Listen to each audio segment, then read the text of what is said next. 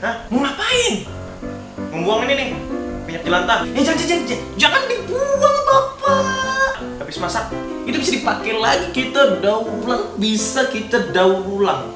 Ah, buat apaan? Ini kan minyak jelantah bekas. Itu berbahaya buat lingkungan, woi. Pantas saja makhluk-makhluk dunia ini ya buang sampah sembarangan, jadi bumi-bumi ini tercemari, Bapak. Mau dibuang ke paret aja sih, ini kan dibuang biasa ke paret, Bapak. Itu bisa kita gunakan buat jadiin solar, woi. Ah, bisa dimanfaatin minyak begini. Yaudah sini. Yaudah, nih. Nah, gitu dong. Kita kali ini akan membuat solar dari minyak jelantah, Bapak. Solar, biosolar, atau biodiesel, apapun itu ya. Jangan kemana-mana.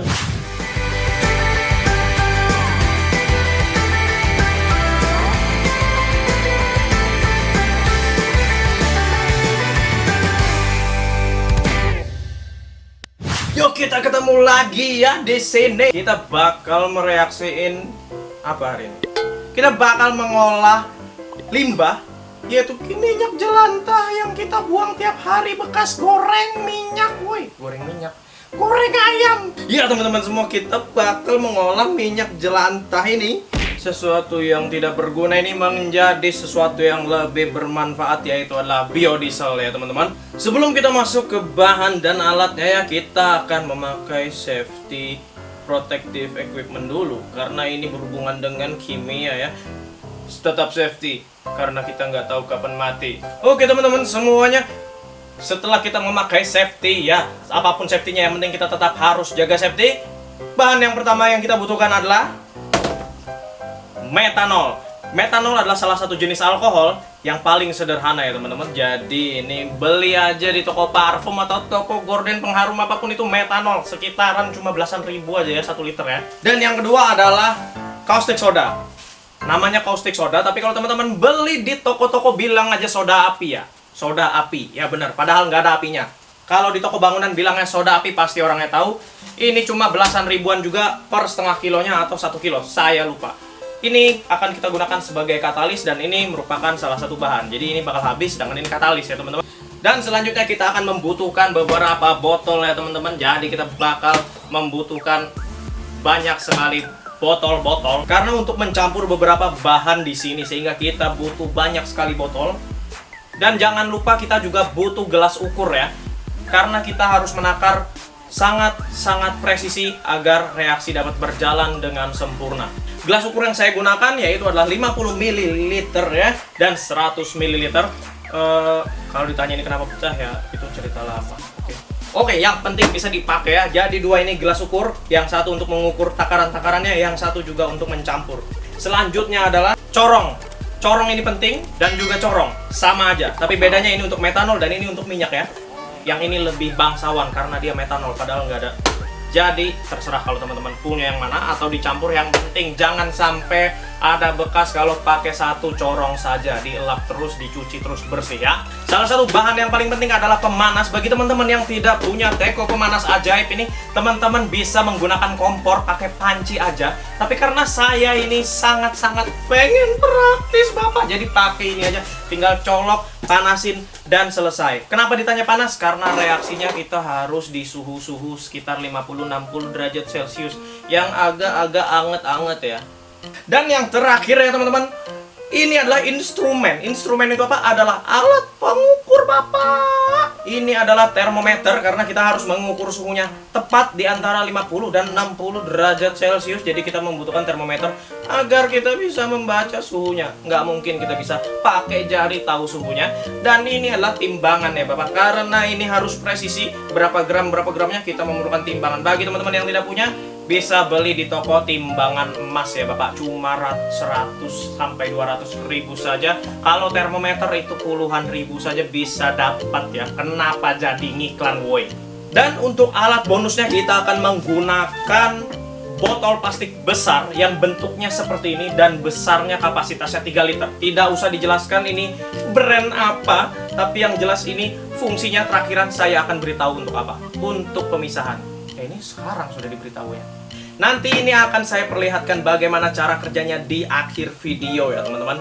Oke, sebelum kita mulai eksperimennya, saya memakai kacamata ke penguin kesayangan saya dulu biar dia tetap safety. Makanya jangan kalah sama penguin saya ya, dia aja safety. Oke, kita langsung masuk ke dalam cara membuat ini semua. Hal pertama yang akan kita lakukan adalah menimbang caustic soda. Bagi teman-teman yang tidak tahu caustic soda itu apa, caustic soda itu adalah NaOH atau natrium hidroksida atau sodium hidroksida. Ini bisa teman dapatkan di toko bangunan atau apapun itu ya. Ini berupa garam dan basa. Jadi lebih baik menggunakan sarung tangan karena panas kalau kena metanol ya. Oke, pertama-tama yang harus kita lakukan adalah menimbang katalis karena NaOH ini bertindak sebagai katalis di dalam reaksi kali ini, sehingga kita akan menimbangnya dengan sangat presisi. Jadi untuk mereaksikan minyak jelantah dengan metanol itu perbandingannya adalah 5:1. Jadi kalau misalnya ini 1 liter, ini hanyalah 0,2 liter.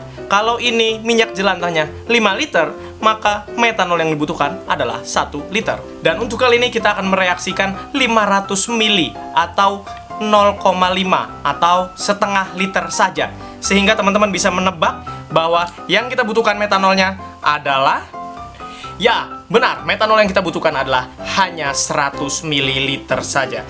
Berarti kita butuh 2 kali penuh 50 ml ini, oke? Sedangkan untuk katalisnya sendiri, kita membutuhkan NaOH per liternya minyak jelantah adalah 2-3 gram. Ingat, gram. Jadi jika kita membuat 1 liter minyak jelantah dengan 200 ml metanol, maka kita membutuhkan 2-3 gram. Jadi kalau misalnya kita membuat setengah liter, kita membutuhkan 100 ml dan kita membutuhkan, benar, 1,4 gram. Ya, 1,4 kali 2, 2,8. 2 di sekitar 2-3. Jadi saya memilih angka 2,8 ya teman-teman. Jadi kalau misalnya 500 ml, maka saya akan membutuhkan 1,4 gram. Langsung saja pertama kali yang akan kita lakukan adalah membuka caustic soda dan menimbangnya. Oke, bagi teman-teman yang sedang membuka NaOH sekarang, berhati-hati karena banyak bekal. Karena NaOH sendiri bersifat higroskopis sehingga dia mudah sekali basah. Higroskopis itu apa? Higroskopis itu adalah sangat-sangat suka air. Jadi dia ibarat bahasa paling sederhananya adalah menyerap air, sangat menyerap air. Nah, untuk menggunakan timbangan sendiri, kita akan masukkan dulu tempatnya dulu ya. Tak, seperti itu. Maka dia akan menimbang, lalu kita zerokan. Jadi ada tanda Z di situ, lalu kita zerokan. Jadi 0. Jadi dia akan dikalibrasi ulang untuk menolkan. Jadi kita membutuhkan 1,4 gram.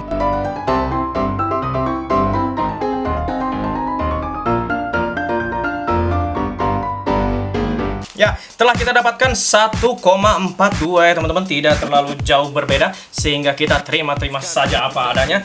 Lalu kita masukkan pelan-pelan ke dalam botol ini ya.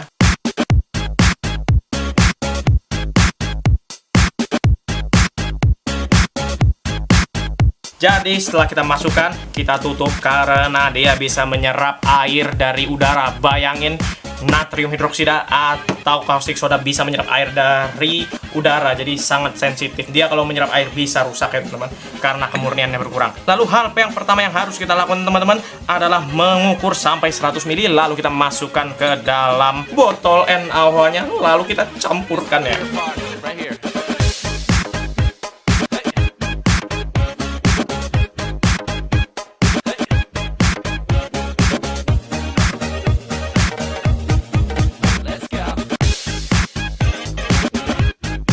Jadi hal yang harus kita lakukan setelah kita mencampurkan ke dalamnya adalah menghomogenkannya ya teman-teman. Homogen itu apa?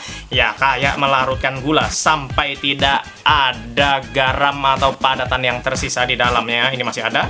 Oke, buat teman-teman hati-hati karena ini reaksinya eksotermis ya. Jadi menghasilkan panas. Jadi kalau teman pegang, ini akan menjadi hangat, sehangat pelukan saya.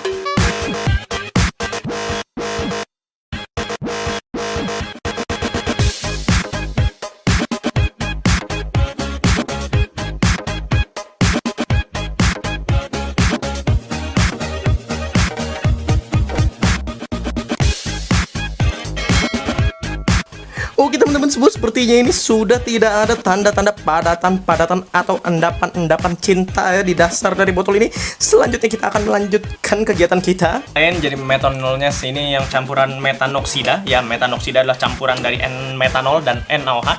Saya pinggirkan dulu ya. Saya akan menaruh teko ajaib ini di sini dan saya akan mengukur 500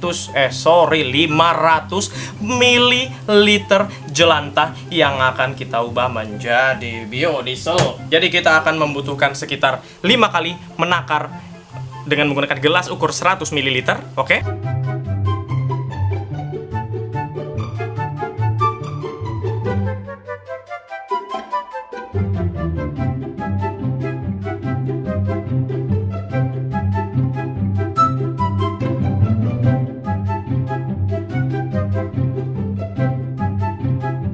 Oke teman-teman, semuanya kita sudah sampai di hal paling penting di mana kita akan mereaksikan minyak jelantah dengan metanoksida. Kita membutuhkan suatu botol pencampur atau reaktor yang cukup tahan panas, yaitu saya memilih botol kaca ya, botol bensin yang paling mantap di dunia. Jadi kita sebelum mereaksikannya, catatan penting lagi, kita harus memanaskan minyak jelantah ini sampai dengan suhu 50-60 derajat Celcius. Di tengah-tengah itu saja cukup. Lalu kita bisa mencampurkan keduanya di dalam botol ini ya teman-teman.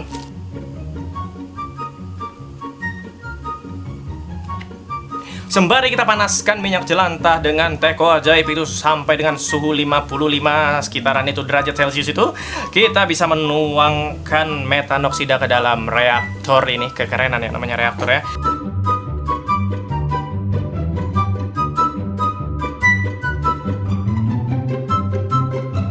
Setelah kita mendapatkan suhu yang ideal di antara 50-60 derajat Celcius seperti yang teman-teman lihat, kita mendapatkan 59 atau 55 tadi. Kita langsung masukkan ke dalam botol yang sudah ada metanoksidanya. Langsung saja kita masukkan ya teman-teman.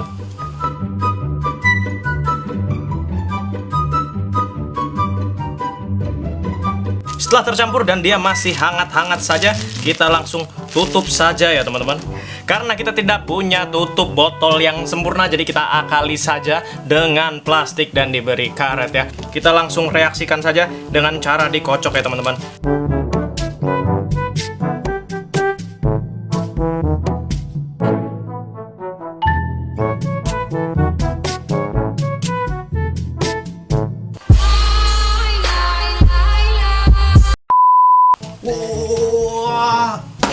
Oke, semuanya reaksinya sudah cukup selesai sampai di sini. Kita tinggal tunggu ini terpisah ya teman-teman. Jadi ini akan didiamkan selama sehari dan biodieselnya akan berada di atas, sedangkan ada reaksi samping atau produk samping di mana akan menghasilkan yaitu gliserol atau gliserin ya teman-teman, yang cairannya atau warnanya lebih pekat. Pertanyaannya, bagaimana cara kita memisahkan cairan yang terbagi dua atas dan bawah itu? Kita akan membuat separator dari botol ini. Kita akan membersihkan bagiannya dalamnya dulu kalau basah. Dan yang kedua, kita akan membuat bolongan pada atau membuat lubang pada tutupnya. Ingat, kita akan memberi paku, tapi kita akan memaku dari bagian dalam, bukan dari luar, tapi dari dalam, sehingga cowakannya akan keluar. Nanti teman-teman akan mengerti maksud saya. Jadi lubangnya akan munculnya ke luar seperti itu ya teman-teman. Jadi kita akan memasangnya lagi dan jadilah separator yang sangat sederhana. Jadi kita akan memasukkan biodieselnya di sini, maksud saya campurannya itu. Lalu kita akan memberi paku di sini sehingga akan menutup lubangnya. Dan akan kita masukkan campurannya sampai kita tunggu sehari sehingga dia akan terpisah. Lalu kita tinggal campur, pluk, dan gliserolnya akan turun. Lalu kita tutup lagi, pluk, dan tersisa biodieselnya. Seperti itu teorinya. Setelah separatornya jadi, saya buat tinggal potong aja ya. Botol sembarang saja, lalu tinggal taruh di sini sebagai pondasinya berdiri. Dan setelah semuanya sudah bereaksi, yang akan kita endapkan selama sehari, kita tinggal buka dan tuang saja dan biarkan selama beberapa hari. Oke teman-teman, teman-teman semua, ternyata kita sudah mengendapkan selama 1 hari 24 jam sehingga kita akan mendapatkan biodiesel dengan pemisahan yang sudah cukup bagus. Teman-teman bisa melihat di sini ada sedikit sekat di antara biodiesel dan gliserinnya atau gliserol. Kesampingkan dulu yang di bawah itu karena kita akan membuangnya sebagai produk samping. Jadi itu tidak kita butuhkan. Tapi untuk di video lain mungkin kita akan ngebuatnya jadi sabun ya teman-teman. Jadi ini bisa dibuat jadi sabun itu gliserol yang di bawah. Jadi pada proses kali ini setelah kita memisahkannya, kita akan mencabut pakunya agar membuang si gliserol yang ada di bawah ya teman-teman. Jadi kita akan cabut pelan-pelan, usahakan tidak berceceran kemana-mana. Ternyata untuk pengoperasiannya dengan separator ini gagal ya teman-teman, karena glycolnya sudah membeku. Lihat, kita tidak bisa mengalirkan glycolnya karena membeku dan tidak bisa mengalirkannya lewat lubang ini. Jadi kita mungkin akan menumpahnya langsung. Tuh, dia tidak miring tuh, saking membengkunya di bawah. Jadi kita langsung bakal tumpah saja. Oke, untuk memurnikan dan memisahkan metanol dan NaOH berlebihan pada biodiesel, kita akan melarutkannya kepada air ya teman-teman. Jadi kita harus menggunakan air hangat. Air hangatnya usahakan sekitar 50 derajat Celcius bagi teman-teman. Saya sudah punya termometer baru ya di sini. Jadi di sini termometer digital. Jadi harganya cuma belasan ribu. Nah, di sini sudah menunjukkan angka 50 derajat dan terus naik. Ya, pokoknya sekitar 50-an ya teman-teman, atau sampai 60 juga boleh. Lalu langsung saja kita tumpahkan ke dalam sini ya.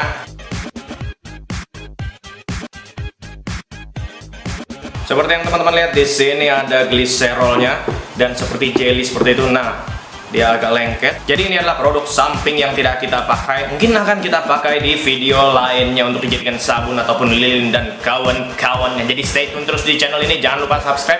Kita akan melanjutkan yang ada di sebelah ini. Kita akan mengocok atau memutar pelan-pelan botol dengan air hangat ini.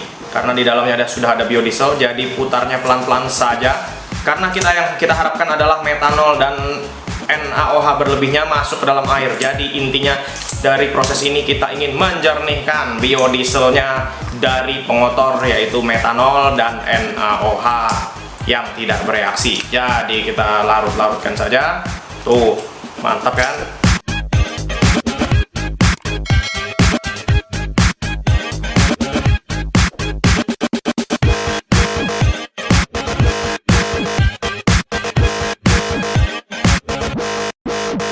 Oke teman-teman, setelah kita campurkan dengan air dan berharap agar air ini dapat mengambil metanol, kita langsung saja masukkan ke separator yang sudah saya buat lainnya ya. Jadi kita akan mendiamkan biodiesel ini sampai dia mengendap dan terpisah dengan airnya ya.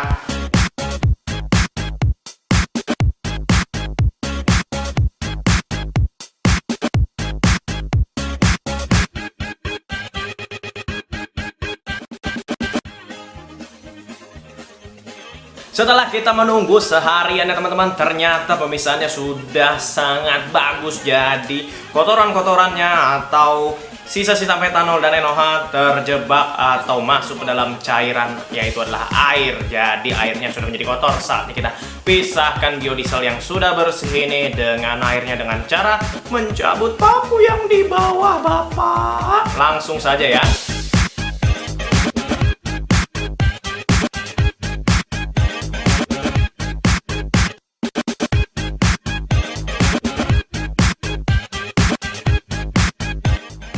Yang kita dapat di sini adalah biodiesel yang sudah terpisah, dan di sini ada sedikit jelly-jelly yang seperti sabun ini. Jelly-jelly ini adalah sekat di antara air dan biodiesel, jadi dia lengket-lengket ya. Jadi kita tuang saja langsung ke dalam botol ini ya teman-teman.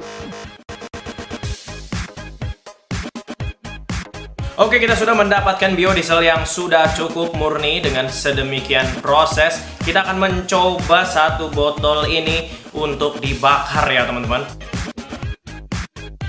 Setelah kita bolongin tutup ini, kita langsung masukkan saja kain ya. Kita bikin ubli yang mini-mini saja agar kita bisa mengetes apakah ini akan terbakar atau tidak.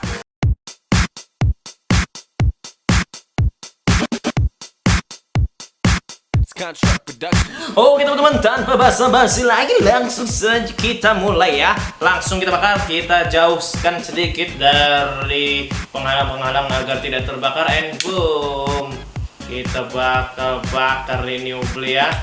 Dan terbakar bapak.